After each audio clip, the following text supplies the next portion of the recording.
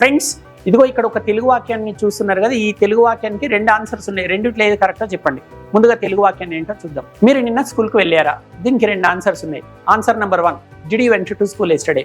Answer number 2, did you go to school yesterday. ఈ రెండిట్లో ఏది కరెక్ట్ చెప్పండి. 2 కరెక్ట్ అని అనిపిస్తున్నాయి కదా, మనకు అనిపిస్తుంటుంది కానీ ఒకటే కరెక్ట్. ఏది ఒకటోది కరెక్ట్ అని అనుకుంటుంది కదా, that is wrong.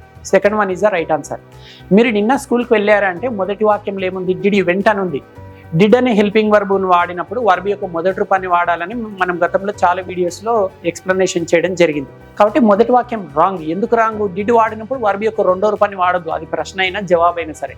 Did you go అనాలి. కోటి వాక్యాలు రాసినా సరే డిడ్ వచ్చినప్పుడు V1 ఉండాలి. డిడ్ యూ వెంట్ అన్నందుకు మొదటి సెంటెన్స్ రాంగ్. రెండో వాక్యం ఎందుకు రైట్ అంటే, మీరు నిన్న స్కూల్కి వెళ్ళారా అంటే did you go to school yesterday. Did వచ్చినప్పుడు వర్బ్ యొక్క మొదటి రూపాన్ని వాడాలి కాబట్టి ఇది రెండవది కరెక్ట్. సో డిడ్ వాడి ఎన్ని ప్రశ్నలు అడిగినా సరే వర్బ్ యొక్క మొదటి రూపాన్ని వాడండి. ఇప్పుడు నేను మీకు తెలుగు వాక్యాన్ని ఇస్తాను. ఆ తెలుగు వాక్యానికి 2 ఆన్సర్స్లలో ఏది కరెక్టో మీరే చెప్పండి. ఆమె నిన్న సీఎంని కలిసిందా? 2 ఆన్సర్స్ ఇస్తాను. Did she meet the CM yesterday అనాలా, did she met the CM yesterday అనాలా? ఈ రెండిట్లో ఏది కరెక్టో కామెంట్ బాక్స్లో తెలియజేయండి. Thank you.